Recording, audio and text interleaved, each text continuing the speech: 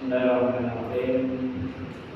Assalamualaikum warahmatullahi wabarakatuh.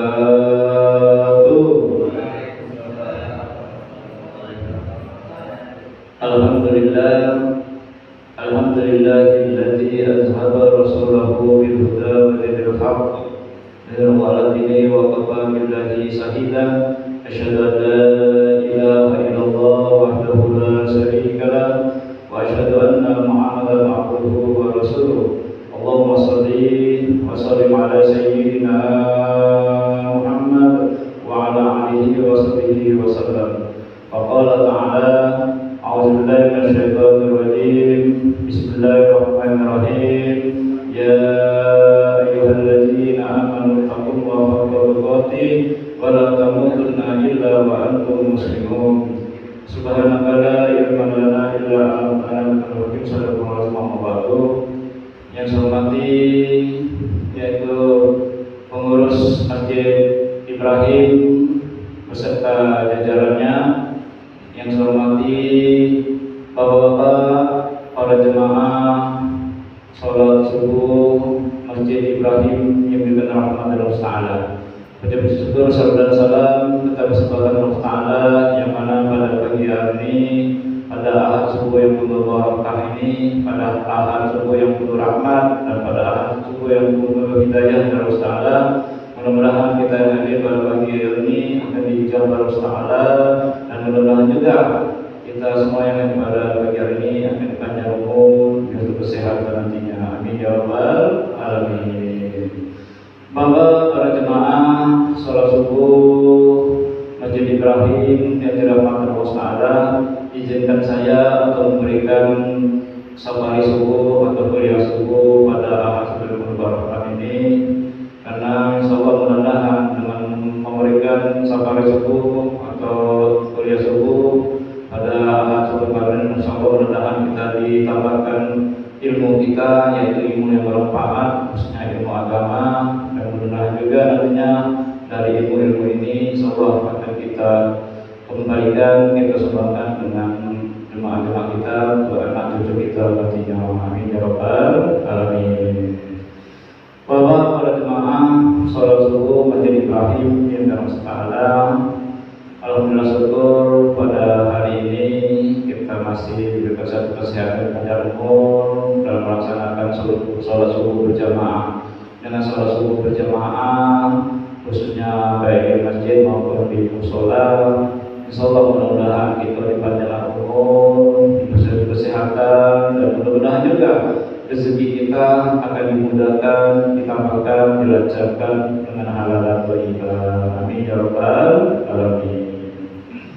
Bapak-bapak, para jemaah sholat subhanallah, dalam bersyukur juga di samping kita pada pagi hari ini mendengarkan kuliah subuh atau ceramah subuh, sekaligus melaksanakan sholat subuh berjamaah tadi alhamdulillah, dan sekaligus kita pada pagi hari ini yaitu di samping kita mendengarkan ceramah subuh, sekaligus juga kita bersilaturahim pada pagi hari ini. Dengan silaturahim insya Allah mudah-mudahan kita dipanjang umur, diberi kesehatan, dan mudah-mudahan juga rezeki kita akan dimudahkan, ditambahkan, dilancarkan dengan halal dan thayyibah. Dan mudah-mudahan juga ketika kita mati, kalau kita memperbanyak silaturahim, insya Allah amal kita tidak akan habis ketika kita matinya ini. Hikmahnya kita memperbanyak silaturahim sekaligus pada pagi hari ini. Ya kenapa? Sesuai dengan hadis Rasulullah SAW, laisa minna man musirna, dan man ahad bil rezeki salahu bi asyari fal yasir rasima. Yang artinya barang siapa untuk memperbanyak ditambahkan rezekinya dengan halalan, dan mudah-mudahan juga ketika kita mati itu amalnya tidak akan habis-habis. Nah ini sekaligus kita memperbanyak silaturahim insyaallah pada hari ini. Amin ya rabbal alamin. Bapak-bapak, Ibu, para jemaah sholat subhanallah, dan pada hari ini saya akan memberikan tema judul tentang kekhusyuan dalam sholat. Karena dengan kita khusyuk, dengan kita thama'ninah, insyaallah mudah-mudahan sholat kita, ibadah kita ya insya Allah akan diterima oleh Allah. Tapi kalau kita udah usuk, tidak tahu maknina, nah itulah nauzubillah dari sholat itu, ibadah itu tidak akan diterima oleh Allah Subhanahu wa Ta'ala. Maka hari ini sengaja saya akan memberikan tema berjudul tentang khusyuk dalam sholat. Bahwa para jemaah sholat subuh ini kadang-kadang banyak jemaah-jemaah itu bertanya-tanya. Kalau saya Pak Mas Jamin, kadang-kadang ya baru di masjid atau sholat maghrib pasti bertanya, Pak Ustaz, cak mana yang dikatakan musuh itu? Nah, cak mana yang dikatakan pemaknaan? Sedangkan kita ini kan banyak pikiran. Cak mana yang dikatakan musuh itu? Nah, kali ini kita harus jelaskan, kita harus mengatakan cak mana yang dikatakan musuh, tidak cak mana yang dikatakan pemaknaan itu dalam sholat itu. Mari kita sama-sama. Nah, dari sini Bapak sekalian, sesuai dengan hadis Rasulullah SAW dari Anas radhiyallahu anhu yang mengatakan, A'udzubillahi minasyaitonir rajim, "Idza kana ahadukum bis-shalah fa innahu yudati rabbah." Yang artinya sesungguhnya orang yang sedang melaksanakan sholat, orang yang sedang melakukan sholat itu artinya langsung kita berinteraksi atau berhubungan kepada Allah Subhanahu wa Ta'ala. Nah, ini yang dikatakan khusyuk dan tumanina. Jadi ketika kita sholat, Bapak sekalian, itu berarti kita langsung berhubungan kepada Allah Ta'ala. Langsung kita berinteraksi kepada Allah Ta'ala tanpa yang lain kecuali kepada Allah Subhanahu wa Ta'ala. Nah, ini dikatakan khusyuk atau tumanina. Misal kita mulai sholat kan, sholli waktu subuhi rakaataini ma'muman lillahi ta'ala. Nah, artinya sengaja saya melaksanakan sholat subuh 2 rakaat waktu kepada Allah Ta'ala. Nah, dari arti itu artinya kita langsung berhubungan kepada Allah Subhanahu wa Ta'ala.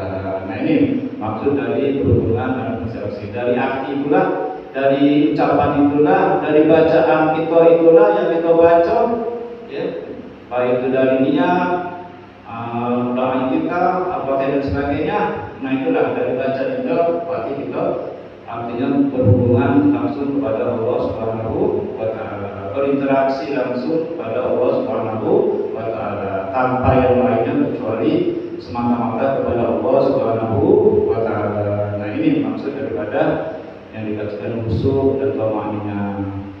Nah, Bapak, para jemaah sahabat, dari samping itu juga Bapak sekalian, ketika kita sebelum keluar dari rumah untuk menuju ke masjid dan mushola, kita harus kosongkan niat kita dulu.